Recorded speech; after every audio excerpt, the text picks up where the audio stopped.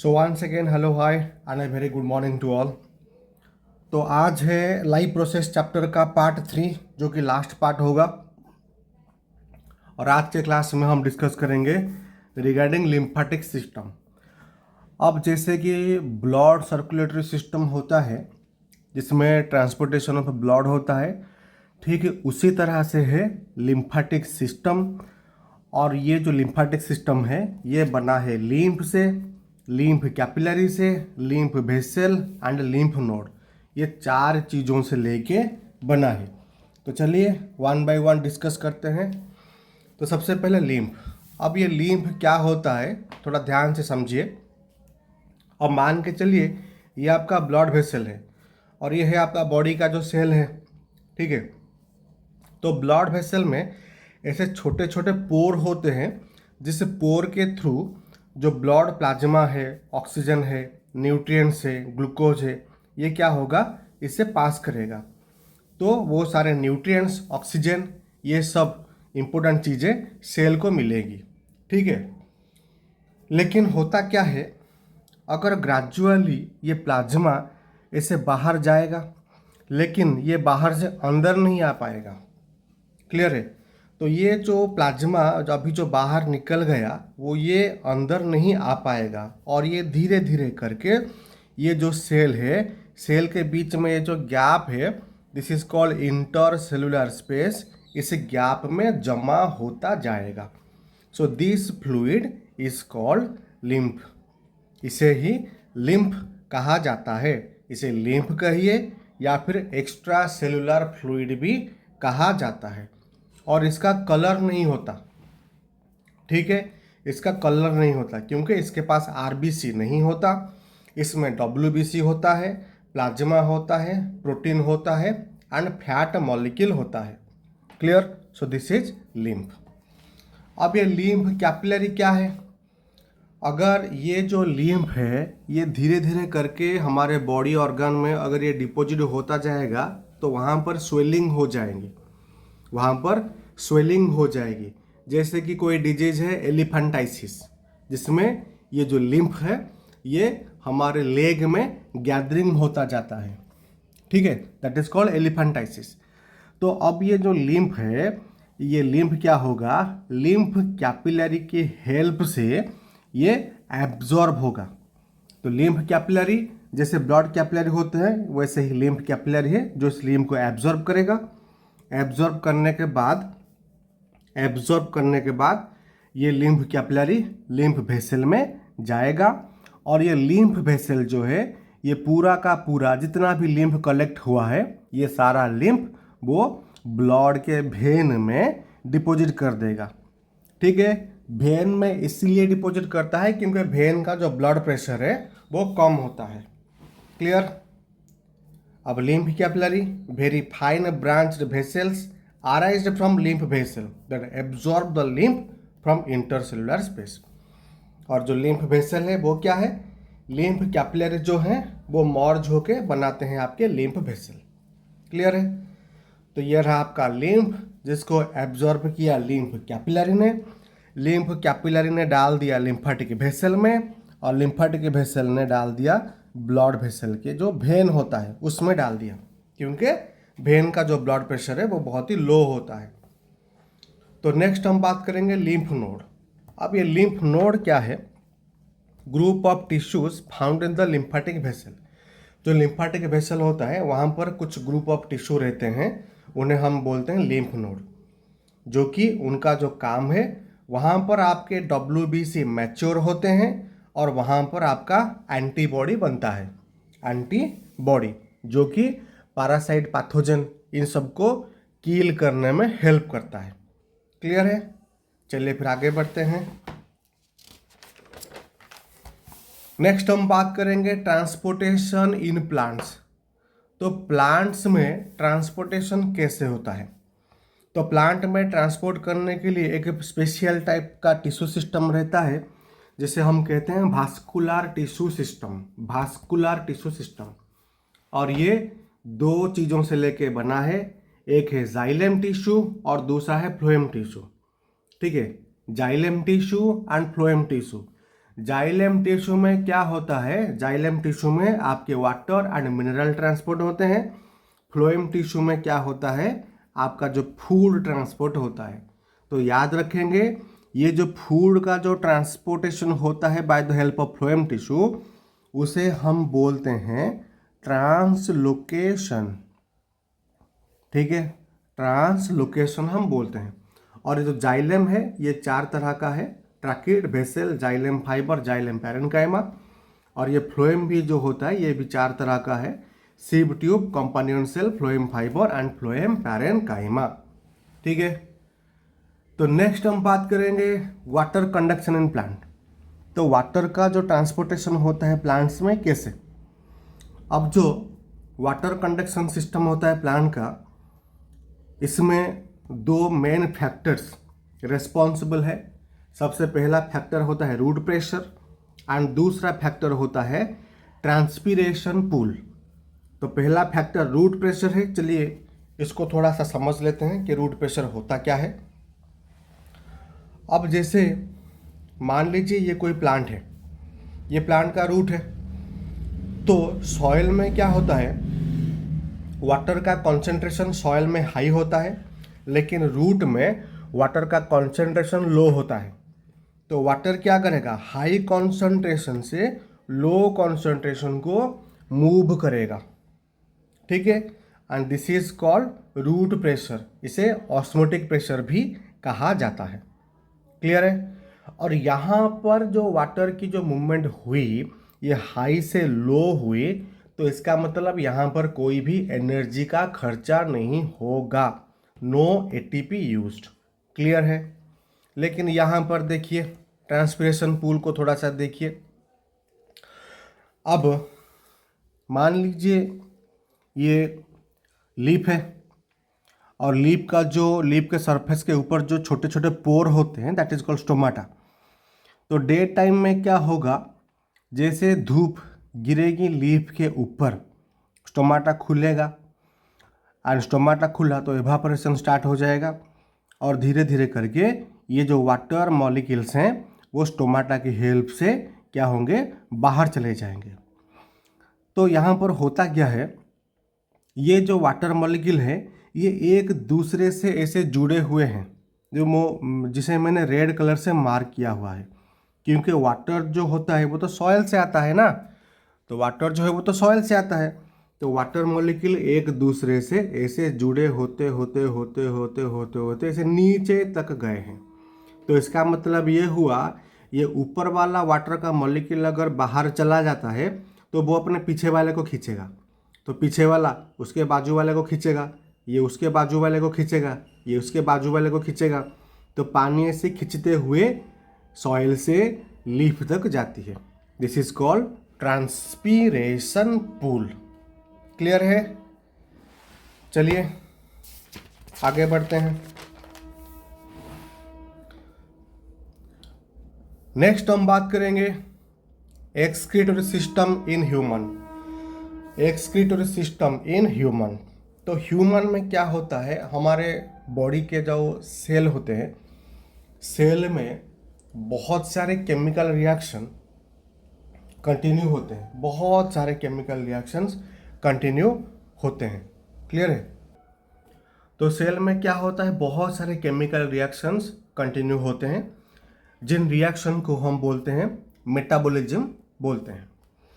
तो इस मेटाबॉलिज्म के चलते हमारे सेल्स में बहुत सारे टॉक्सिक सब्सटेंस, बहुत सारे टॉक्सिक केमिकल सब्सटेंस बनते हैं, जिन्हें हम बोलते हैं मेटाबॉलिक वेस्ट। अब जैसे कि ये जो मेटाबॉलिक वेस्ट होता है इसको 3 कैटेगरी में कैटेगराइज किया हुआ है। एक है ammonia, urea and uric acid. जो अमोनिया होता है वो बहुत ही ज़्यादा टॉक्सिक होता है, और ये पाया जाता है मोस्टली एक्वाटिक एनिमल्स में पाया जाता है। और जो यूरिया होता है ये थोड़ा सा मॉडरेट टॉक्सिक होता है, और ये मिलता है ह्यूमन्स में, मामल्स में, टेरेस्ट्रियल एम्फीबियंस में, मरीन फिशेस में मिलता है। और सबसे जो लीस्ट टॉक्सिक होता है दैट इज यूरिक एसिड, ये मिलता है इंसेक्ट्स में एंड बर्ड्स में। ठीक है, सबसे लीस्ट टॉक्सिक होता है। तो these are the metabolic wastes. तो अब हम डिस्कस करेंगे कि ह्यूमन का जो एक्सक्रीटरी प्रोडक्ट होता है वो क्या क्या है। अब जैसे ह्यूमंस के बॉडी की अगर मैं बात करूं, urea, carbon dioxide, water and salt, ये हो गए हमारे एक्सक्रीटरी प्रोडक्ट। लेकिन इन सबसे जो सबसे ज़्यादा इम्पोर्टेंट है दैट इज यूरिया। अब यूरिया हमारे बॉडी में बनता कैसे है, चलिए देखते हैं। अब आपने प्रोटीन खाया, प्रोटीन डाइजेस्ट होने के बाद किस में कन्वर्ट होता है? अमीनो एसिड में। और यही अमीनो एसिड का जब ब्रेक डाउन होता है तब मिलता है हमको अमोनिया मिलता है। ये अमीनो एसिड का जब ब्रेक डाउन होता है तो हमें मिलता है अमोनिया। और ये अमोनिया जो होता है ये हाईली टॉक्सिक होता है, हाईली टॉक्सिक। तो अब क्या होगा, ये जो अमोनिया है ये जाएगा लीवर में जाएगा। लीवर क्या करेगा, कार्बन डाइऑक्साइड के साथ इसको रिएक्ट करवा के आपको यूरिया बना देगा। This is the formula of urea. Clear है? अब यही यूरिया ये ब्लड में मिक्स हो जाएगा, ब्लड में मिक्स होकर जाएगा आपके किडनी को, और आपका जो किडनी है वही इस यूरिया को फिल्टर करेगा। क्लियर है? तो नेक्स्ट हम बात करेंगे रोल ऑफ किडनी।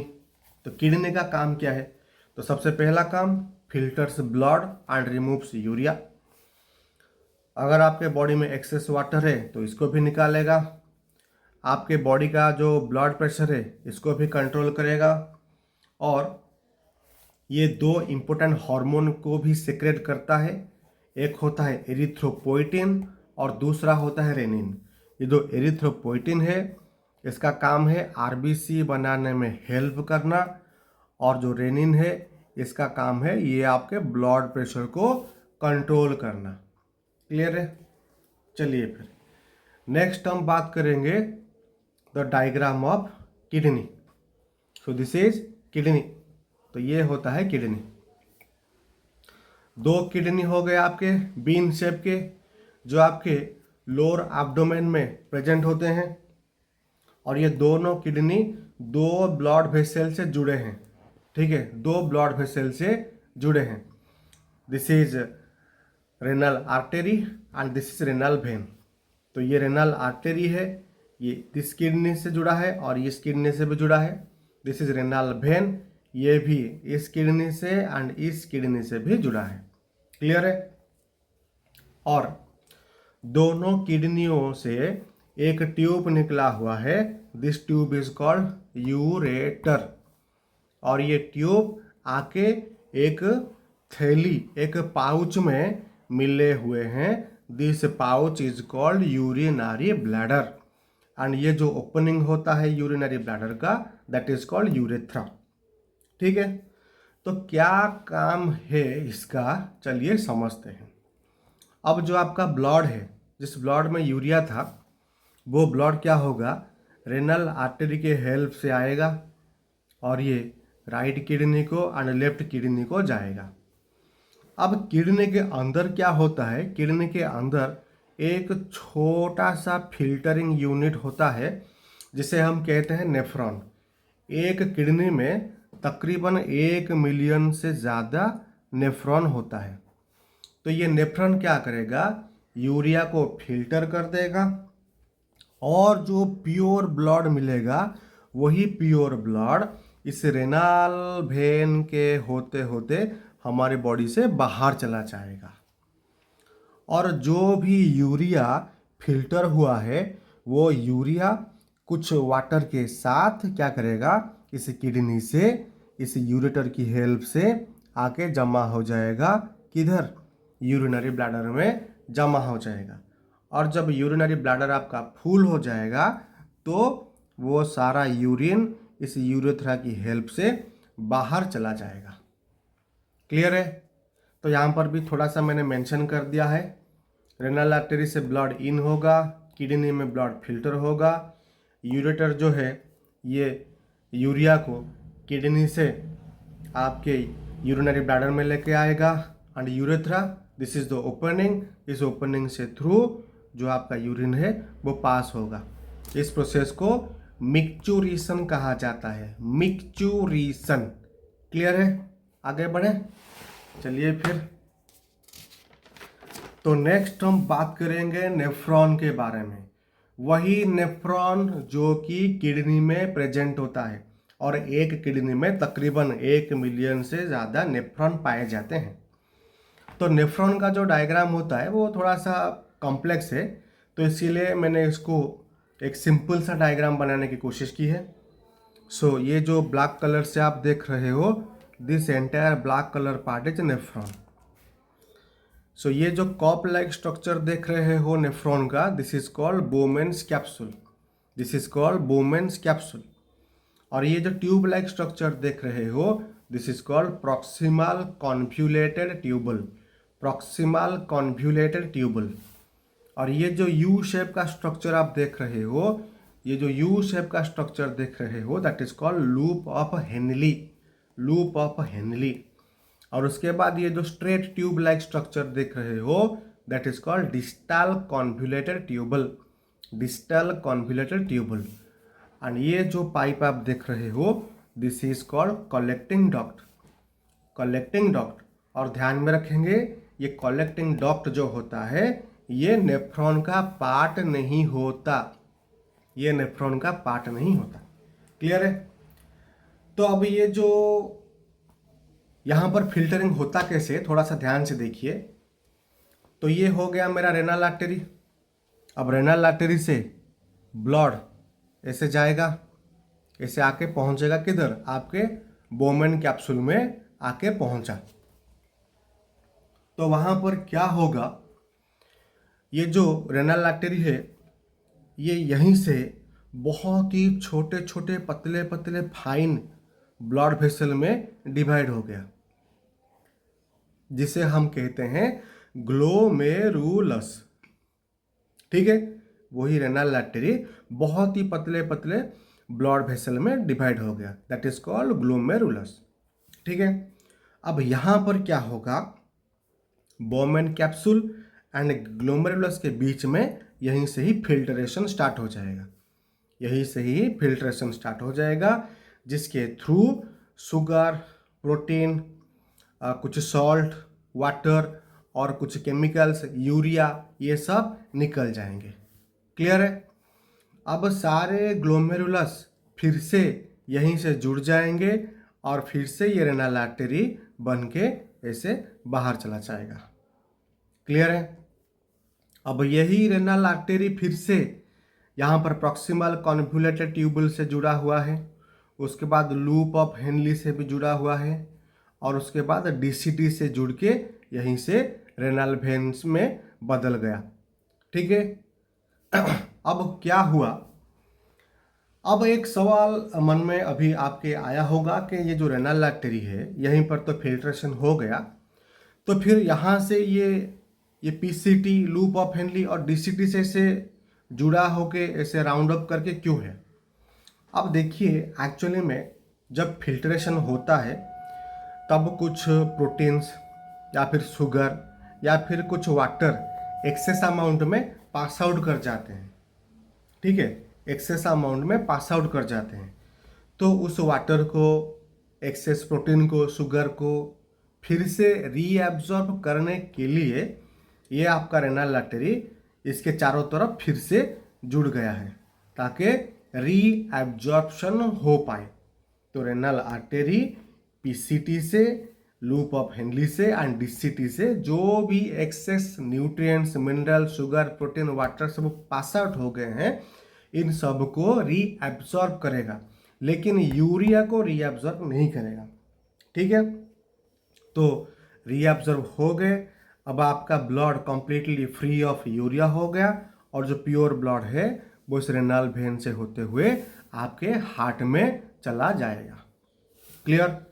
और जो भी हमको यूरिया विथ वाटर मिला था, दैट इज कॉल्ड यूरिन, तो वही यूरिन इस कलेक्टिंग डक्ट से होते हुए आपके यूरिनरी ब्लैडर में जाके डिपॉजिट होगा।